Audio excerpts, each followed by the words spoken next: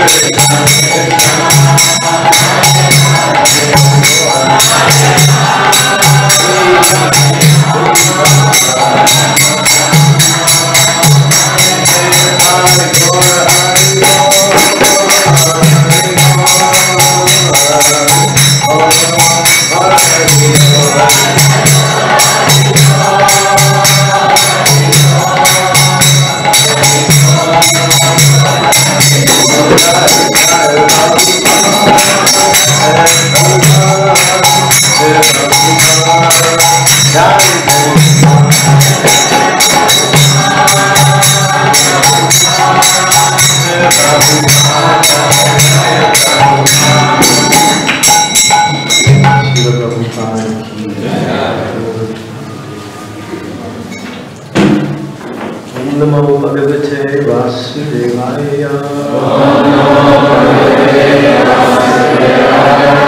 Namo Bhagavate Vasudevaya. Namo Bhagavate Vasudevaya. So we're beginning a new chapter. This is chapter number 10 of the 9th canto. Do verses number 1 and number 2. Number 2, I believe, is on the board. Asyapi Bhagavane Saha Sabrahma Mayo Harihi Aṁśumān Sena Chaturdagat Pratham Pratika Surai Rama Lakshmana Bharata Satrugna Iti Sangyaya Asyapi Bhagavane Saha Brahma Mayo Harihi Aṁśumān Sena Chaturdagat Putram Partita Surai Rama Lakshmana Bharata Satrugna Iti Sangyaya Asyapi Bhagavane Saha Brahma Mayo Harihi Aṁśumān Sena Chaturdagat Putram Partita Surai Rama Lakshmana Bharata Satrugna Iti Sangyaya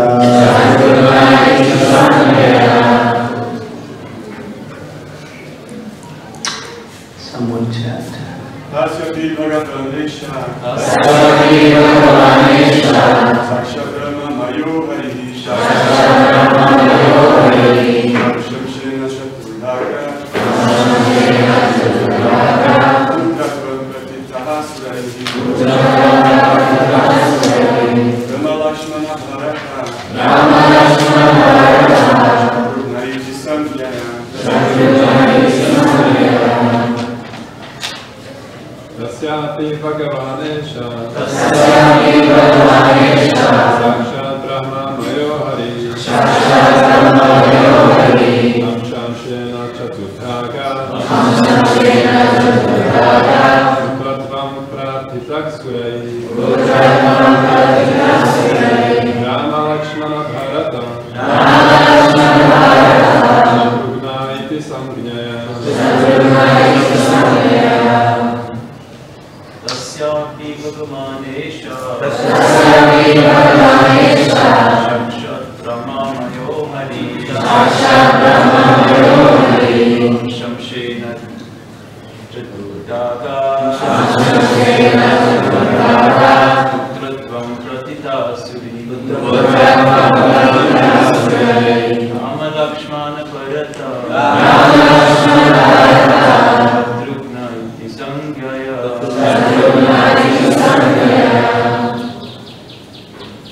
Ladies. Tasyapi Bhagavane Saha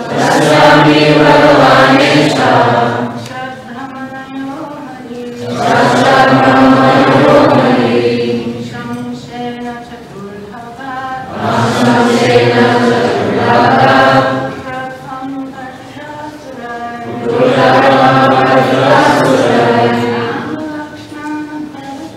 Rama Lakshmana Bharata Satrugna Iti Sangyaya Tasyapi Bhagavane Saha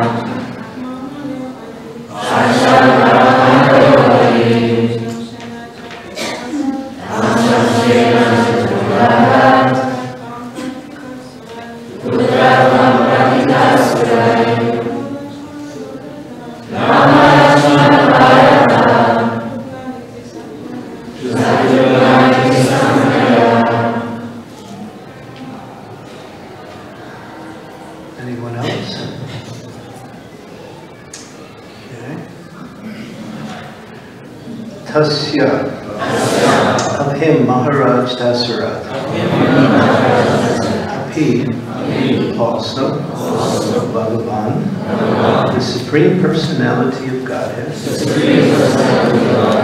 Esa, all of them, Saksat, directly, Brahma Maya, the Supreme Param Brahma, the Absolute Truth.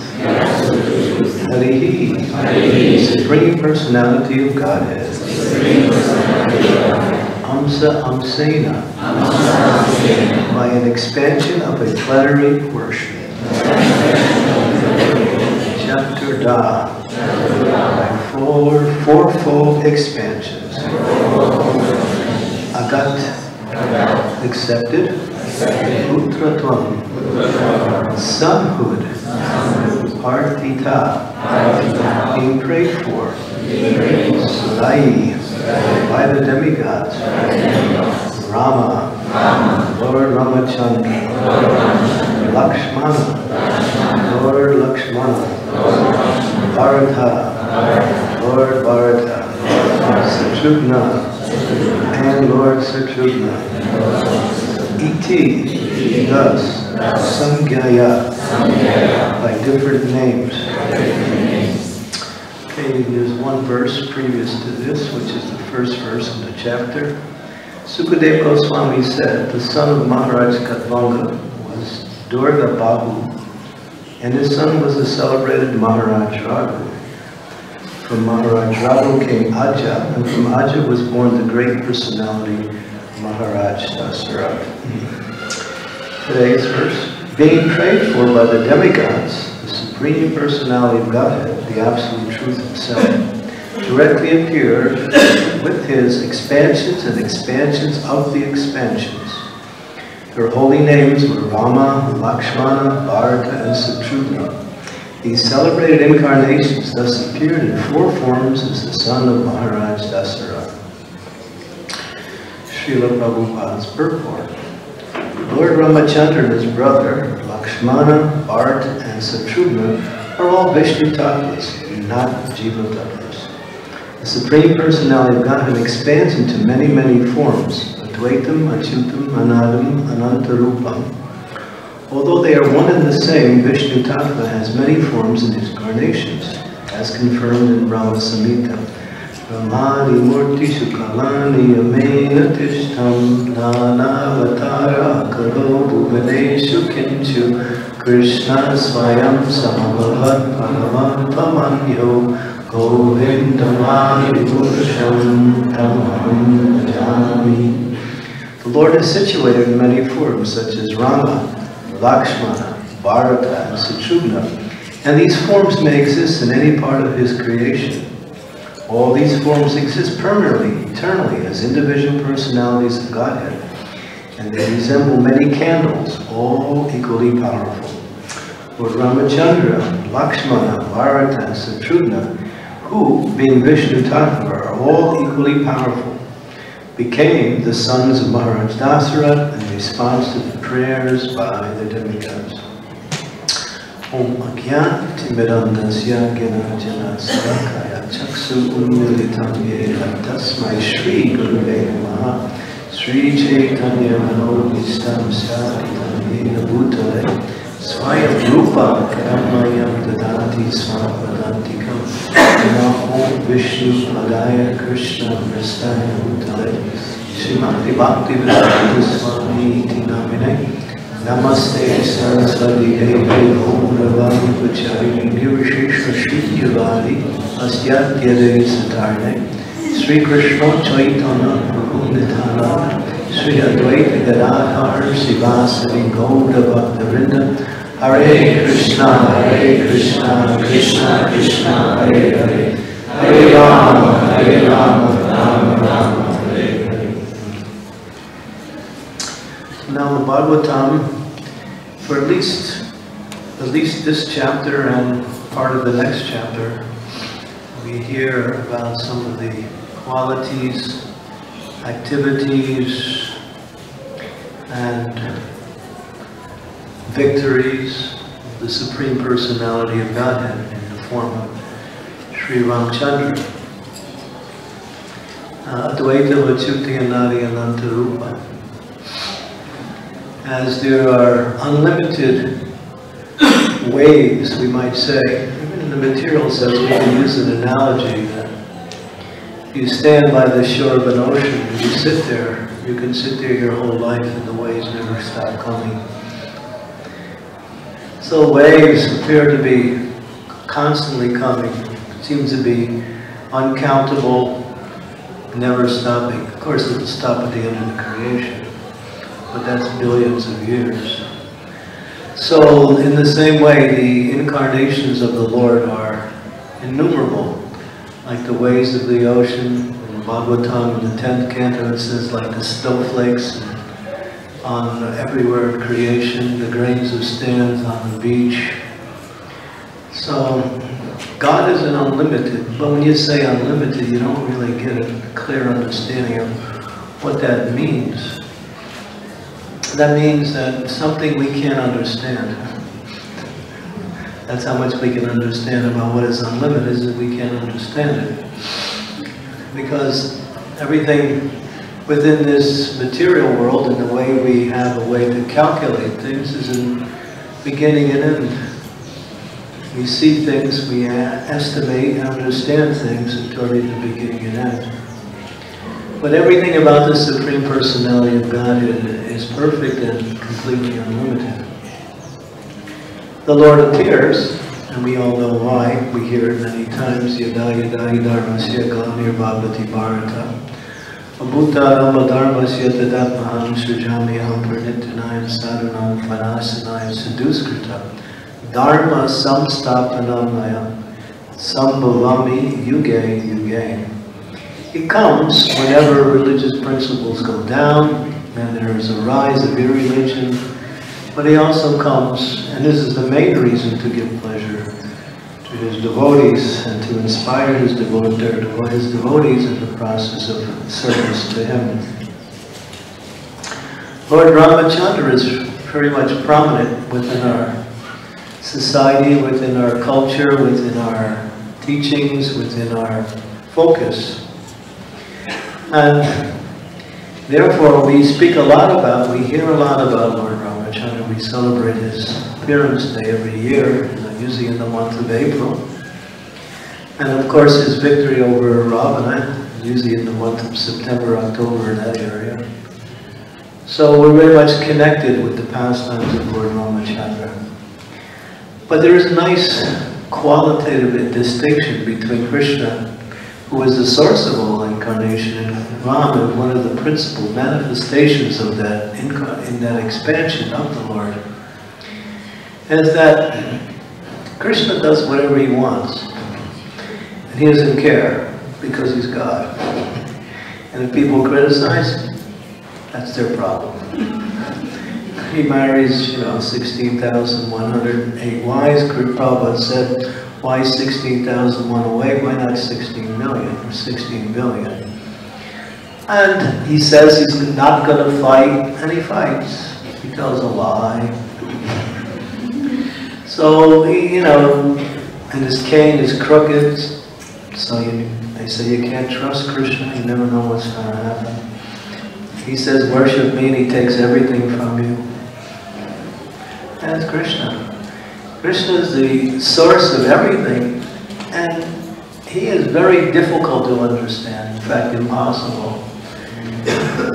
And the way he presents himself and the way he interacts, he's great mystery. But he's always dealing with his devotees in the best possible way for the benefit of the devotees. But Lord Ramachandra is Maryada Purushottama.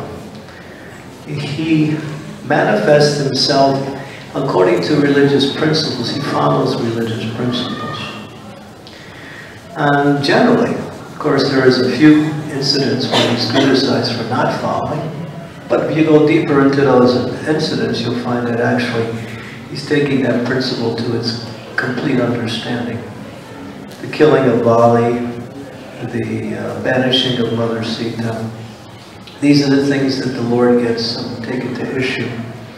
I know every time I give a class about Lord Ramachandra, why did he banish Mother Sita? She was so chaste, so faithful. She purified herself by going into the fire. And it was not actually a purification, but it was actually to show that she was already purified. And then he banished her. I mean, the women really attacked me for this. Please don't attack me today. But if you do it nicely. So yeah, Lord Ramchandra, and but he's very much in line.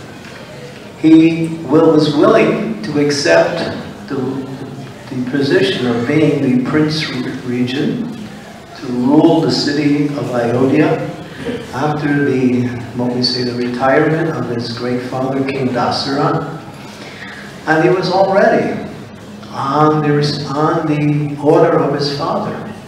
But then everything changed. By one envious maidservant of Kaikeya, she pollutes Kaikeya, the principal queens of Maharaj Dasaratha, in such a way that her mind becomes, a completely different. She's a favorable wife, loving, the favorite wife of Dasaratha. Now she becomes his #1 enemy practically. He loves his son more than he loves himself. She says, send him to the forest, and he has to be there for 14 years. And now, when Ram, I'm just kind of fast forwarding through these different pastimes because we don't have a lot of time. Ram heard that now his father has changed according to the influence of his stepmother. Now, but he's willing to go to the forest. He was willing to accept the throne on behalf of his father. He was willing to go to the forest on behalf of his father. This is an interesting. He's not attached to position. He was attached to the religious principles of following one's authority. Very important principle for devotees to understand. We may like to serve in a certain way, and we have that inclination, and we also have what we're good at, but sometimes we're asked to do some services that may not be so easy or even against our nature because they might be necessary, emergency. But if we're attached to the service rather than attached to the served, the one who we are actually serving, then we miss the whole point. We actually miss the whole point. So Lord Ramachandra is teaching that in Vedic culture, one's parents are considered to be also like one's guru. We have the example of Madhvacharya, the great Madhvacharya. He wanted to take sannyas and leave home, and he did. But before he did, he went to his parents and said, "Can you give me permission? I want to take sannyas and leave home." They were the only son. He was the only son. They said, no, we can't do that. You are our only son. We love you. If you leave, what will we do? How will we live? He said, all right, I will stay as long as you produce another child. When that child comes, then I will go. So they said, okay. So another son was born. After the son was born, he said, can you give me permission? They said, no. They said, no again. And this time, he said, I'm going. So he was going, and they were following him. Finally, his father was pleading, begging, please come back, please come back. And he paid his obeisances to his son. He said, Madhvacharya said, just see. You are paying your obeisances to me. That means you are in a position of accepting whatever I say. So, Haribol. So he turned the whole thing around. But he was keeping the religious principle up to a certain point, but he understood the higher religious principle. The higher religious principle was that he was inspired by the Lord to move on and take the sannyasa order of life. Over here, we see Lord Ramachandra, that whatever his father decreed, that became his, we say, his focus. And there are many, many examples in the life of Lord Ram that are so valuable in teaching, especially when they were banished in the forest and they were put when, I think it was in Chitrakoot, after being in the forest for 13 years. And, you know, Ram had killed 14,000 Rakshasa soldiers headed by some of the most powerful generals of Ravana. And then when Ravana found out, he was amazed. And then, of course, his sister Suparnika told about that beautiful wife of Lord Ramachandra that should be part of your harem. Oh, Ravana, he became so excited just hearing the descriptions. And he went to Maricha. Maricha was there. Maricha was retired. He was a retired demon. He had cashed in his demon card and took up, you know, unemployment. He was living in the forest. And Ravana said, Maricha, you know, I need you. You know, you have to come out of retirement for one more seva. He said, what is that? He said, he tells him the whole thing, and then he says, as soon as he hears the word Rama, he goes into you know, this contortions, and he says, Ram, forget it. I'm not coming. Now he's the Supreme Personality. He's powerful. He's powerful. He shot one arrow, that made 800 miles into the ocean. Ever since then, I quit. So I'm not doing it. Ravana got angry and said, if you don't do it, I'm going to kill you. Made it right to the point. And Maricha said, well, you put it that way, I can be killed by you or I can be killed by Ram. I think I'll choose to get killed by Ram. I don't have a choice. So he took that choice, and he took the form of a beautiful deer, and his program was to attract Sita in such a way that she would want the deer, and then he would run away. And it worked perfectly. When the beautiful deer came, Sita said, oh, look, Ram, so beautiful, so cool. I've never seen a deer like Aṁśumān said. That's not one of the 8,400,000 species. Something else. No, it's so beautiful. We only have 1 year left. Can you take it back to Ayodhya? Beautiful. And, you know, Ram's listening. Lakshman's not, because he can't do anything, Lakshman. He sees the whole thing. But Ram, you know, he's listening to his wife. And then finally, then the deer runs away. And then she said, oh, please catch him. So Ram says, all right. So he goes. And he says, Lakshman, you guard her. So Lakshman stays there. And he goes chasing after the deer. Now, of course, we all know the story how Lakshman drew that circle and said, stay in this circle and you'll be safe. But when Sita was there and Lakshman was with her, she started to find fault with Lakshman, saying, oh. And then Maricha, what Maricha did is that he imitated Ram's voice and called out in a very desperation plea, Lakshman, come save me. Sita says, your brother's in trouble, he's calling you. Lakshman said, that's not him, that's the demon. She couldn't hear. What's the point? Material attachment. She's the goddess of fortune. She brings the results of many persons' desires for material wealth, position, power, and great fortune. Now she's covered by this apparent illusion in order to teach how material attachments causes everything to go wrong. She's so attached, and now her attachment is so strong that she's criticizing Lakshman for not going. He said, ha, now I understood everything. You just want to be with me. Boy, when Lakshman heard that, he was so devastated. Combination angry and at the same time brokenhearted.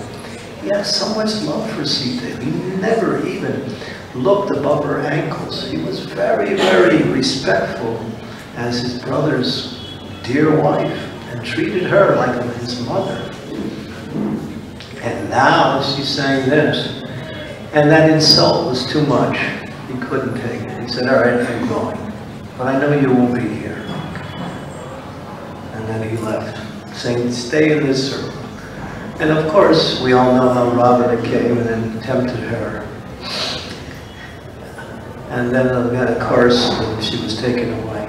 But the point I wanted to make is that the whole Ramayana is full of so many messages on how we can learn the teachings of Krishna consciousness, the element of surrender, the element of understanding what is right and what is wrong.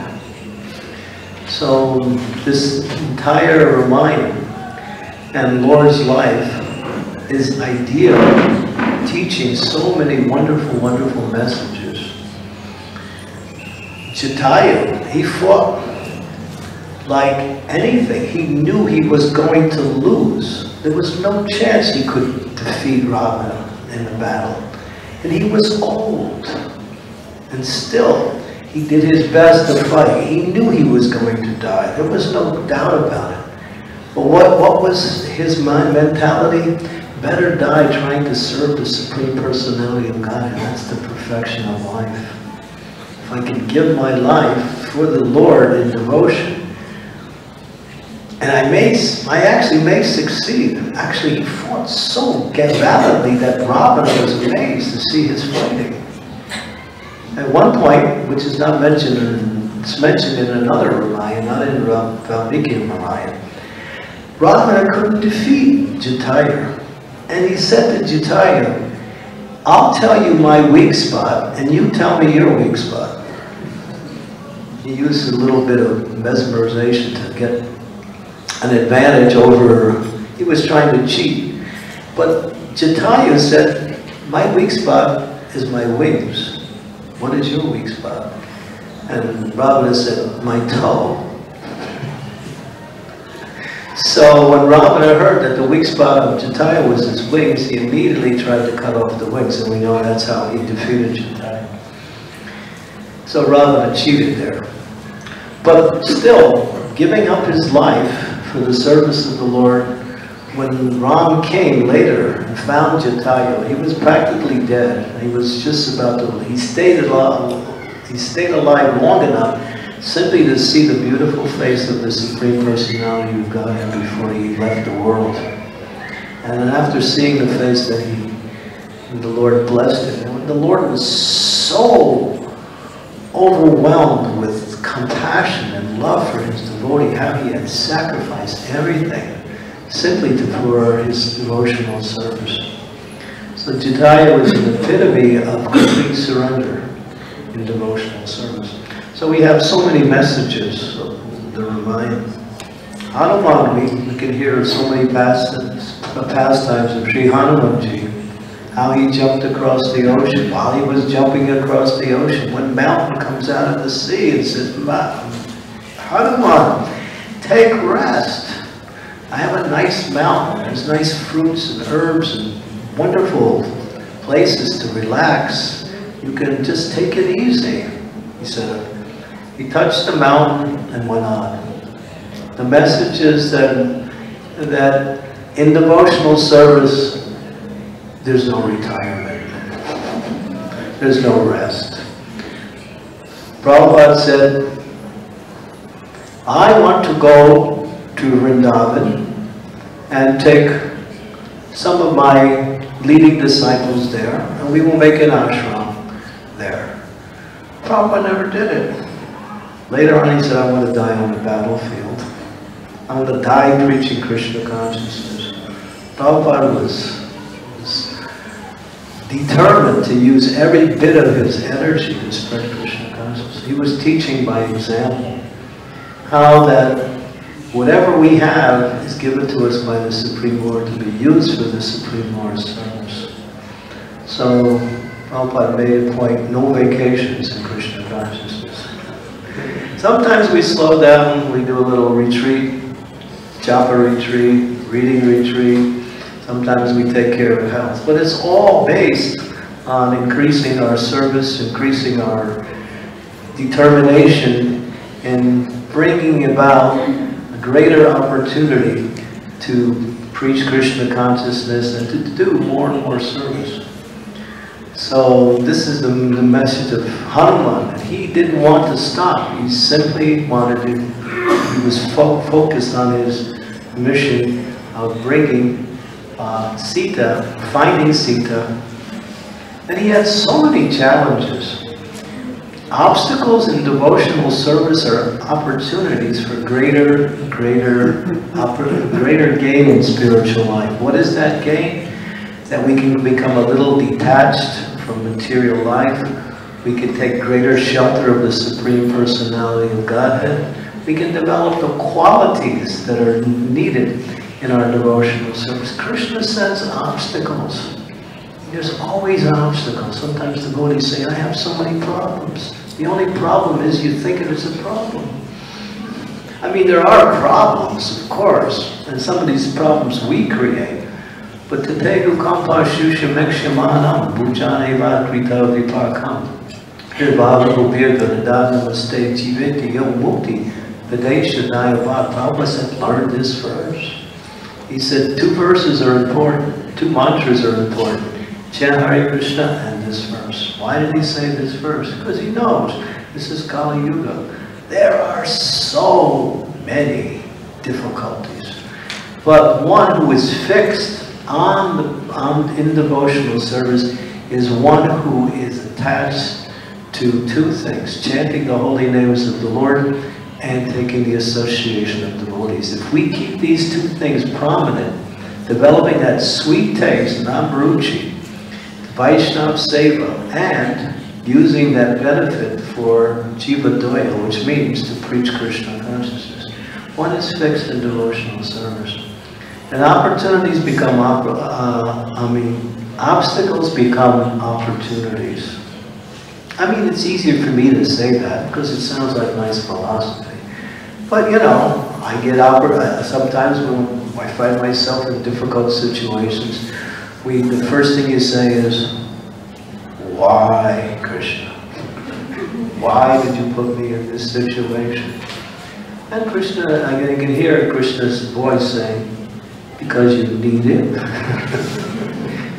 You need it to help moving forward. And then sometimes there's just living in Kali Yuga, there's so many difficulties. We have crises with health, we have so many things. Somebody borrows money from us and doesn't give it back. Says, I'm a devotee, you know, I need it. There's so many things. It's just one difficulty in it. So Hanuman was teaching, keep your mind focused on devotional service. The obstacles will come by the grace of the Supreme Personality of Godhead. Through taking shelter, we can overcome these obstacles. And what is overcoming the obstacles mean? It means that we can take greater shelter of the Lord and pray for His mercy and depend on Him in each and every circumstance. One who depends on the Lord in every circumstance is perfect in Krishna consciousness. And Krishna does that. Krishna does that. He puts us in circumstances where we have to depend on Him. He likes that. He likes when His devotees depend on that. And if we forget depending on that, He'll create a circumstance so we remember that we have to depend on Him. That's Krishna. This is mercy. But the pastimes of Ram are just really amazing. There's so many things that make up Ram's Leela that are so wonderful. He is righteous in all respects. He is Ekapatni, married only one wife, even though another lady came to him and wanted to get married, said, in this incarnation I am only accepting one wife. So many ideal ways that he followed religious principles. Now in the world, you know, outside of the ISKCON society, people generally worship the Supreme Personality of God, and within the culture of India, they worship Ram. We compare it to how many worship Krishna, because they know Krishna, you can't trust Krishna. He's going to, say one thing and do something else. He's going to say, if you worship me, you'll be happy, but he takes everything away. They don't like that. Ram does too, but he does it in a nice way. So, yeah. So, worshipping the Supreme Personality of God as Lord Ramachandra is, his mood is that he's ideal in everything. And when Bharat wanted to come and give him the throne, Bharat didn't want to take the throne. He was angry at his mother. He came all the way into the forest just to bring Ram back. Ram said, no, this is the instructions of my father. You rule the kingdom. Bharat didn't want to rule the kingdom. Bharat wasn't even interested in position. He was pleading for his brother to come back. Ram said, no, actually this is the arrangement of higher powers. You are meant to rule. But Bharat, when he came back, he took the shoes, the padukas of Lord Ram, and he put him on the throne. He went to a place called Nandigra. It's right near Ayodhya. And he stayed for 14 years. He took only barley cooked in cow urine. That was all he ate for 14 years. And he ruled the kingdom from there. If people want any advice, they would have to come there to get it. He wasn't attached to position. Sometimes we get attached to position. Bhakti Siddhanta Saraswati was asked, yesterday was his disappearance day.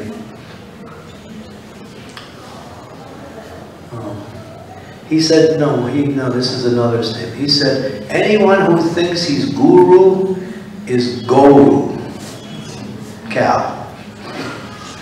He said, one who identifies with whatever role they play is not understanding their real. We have only one identity. Jivar Sarupai Krishnera Chidas. We are not woman, we're not man, we're not sannyasi, we're not GBC, we're not, these are all roles we play. We only have one identity.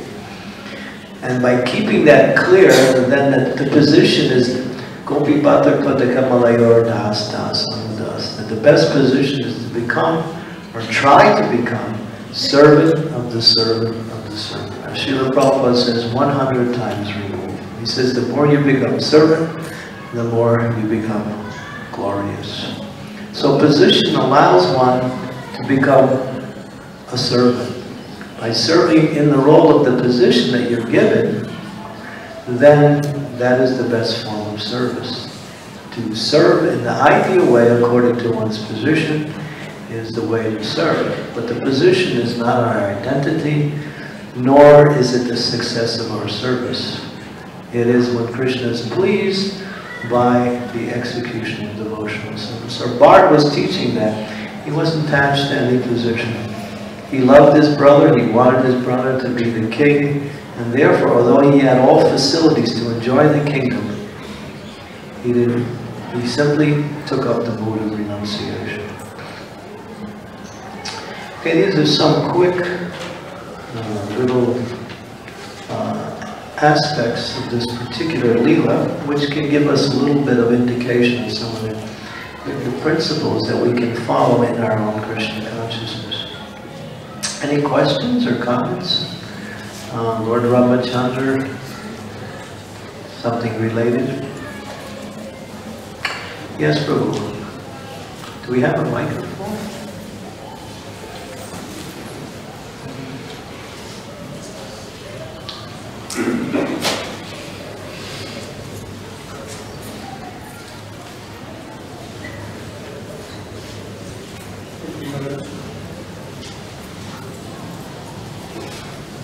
Thank you, Maharaj, for this class. I was listening that there one speaker telling that the Lakshmana offended to Mother Sita.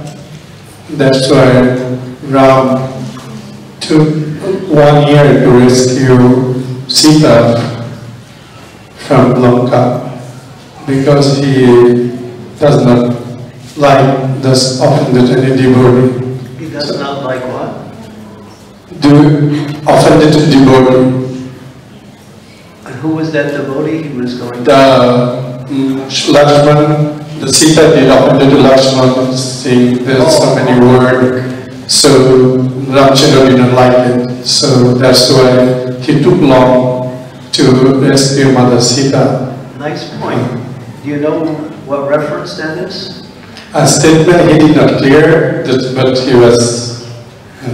No, the Shastric reference, that's in Valmiki's Ramayana, or is it? I have to make clear, if you do know of that. I also heard that once before. It's interesting. Interesting. But it's nice to get a reference for that. I mean, philosophically, it makes complete sense. Right, that's why I was philosophically I try to understand this makes sense.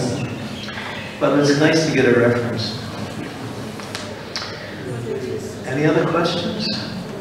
Or Sri Ram Leela? Yes, Mataji? Oh, Mahatma? Okay, yes.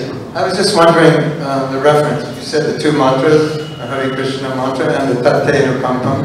It's a statement by Prabhupada that I heard many times by other devotees who repeated that statement. I mean, it might take a little research. I've never heard that. It's nice. I mean, think about it in terms of how important that verse is. If we don't follow the principles of that verse, we can't stay in Krishna consciousness. Well, I forgot to explain the verse. The verse is that the Lord puts his devotee into difficult situations.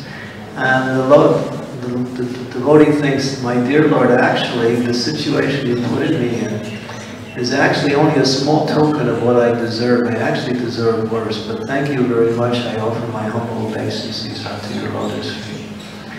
And Muktipadesha Dayabhak means that by praying like this, sincerely from the heart, then the kingdom of God becomes one's rightful inheritance. So what does that mean? That one who accepts whatever the Lord arranges for their devotional service, their purification, and thanks the Lord for that, then that is seeing Krishna and everything in Krishna. And therefore the devotee can be peaceful, knowing it's the Lord's arrangement. Thank you. Yes, Mataji.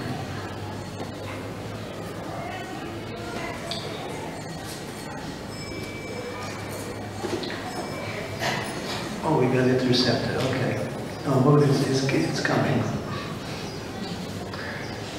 Yes, in the 5th canto it's written how Hanuman worships Ramachandra in Kimpurusha Varsha for eternity. And it says that Kimpurusha Varsha is situated on the north of Bharatvarsha, which is India. So I was just wondering if you know where that is. Which Varsha is he? Kimpurusha. Kimpurusha Varsha. Does anybody know that answer? Where is Kimpurusha Varsha? I mean, Prabhupada said Varsha means island. This whole continent is made up of 7 islands.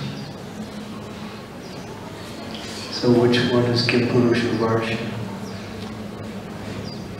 I can honestly say I don't know. It takes a little research. It's something you could probably find out. That's what I'm asking. Yeah, I mean, we could. No one knows. Nobody knows, huh? Ask Hanuman. See what he said. No, I thought you were talking about Hanuman. That's what I'm asking. Well, I don't have that connection with Hanuman. I mean, nowadays, with all the information available, with some research, you could probably find it. It shouldn't be that hard to understand where Kimpurusha Varsha is. The Bhagavatam speaks the essential principles. The Puranas give a lot of details which are part of these activities that are mentioned in the Bhagavatam. So in the Puranas you find a lot of things that add to the pastimes and information in the Bhagavatam. Because it says it's at the north of India, so I'm just wondering, because it eternally is worshipped there. So does it correspond to any physical region on Earth? Yeah, it's definitely a physical region, but where? That's another thing. Yes, Vrindavaneshwari. That physical region is above this mandala. It's above Bhumandala. Yes, it's not here on the earth. Because the Bharatvarsha and there's all lokas are situated in the Jambudvip. They are part of the Jambudvip. It's in the 5th canto of Srimad Bhagavatam. Explain all these lokas. Because also Kimpurusha Varsha and Lavrita Varsha and so many Varshas. So if you can try to find it in the 5th canto of Srimad Bhagavatam. You mean the Jambudvip is not Earth? Sometimes when the descriptions are given, they give same as on the earth, because you have to read that. And because I think this Vedic, what is the name? Vedic, anyway, this course. So they were explaining there that the Jambudvip sometimes also refers for the place on the earth, which is Bharatvarsha, the center of that. But it's above Bhumandala, it's not here. yeah, we have to figure out Vedic cosmology before you. Yeah, Vedic cosmology. Yeah, that's. Okay, is there anything else? Other questions, comments? Okay, thank you very much. Shri Ramchandra. Shri Prabhupada ki jai.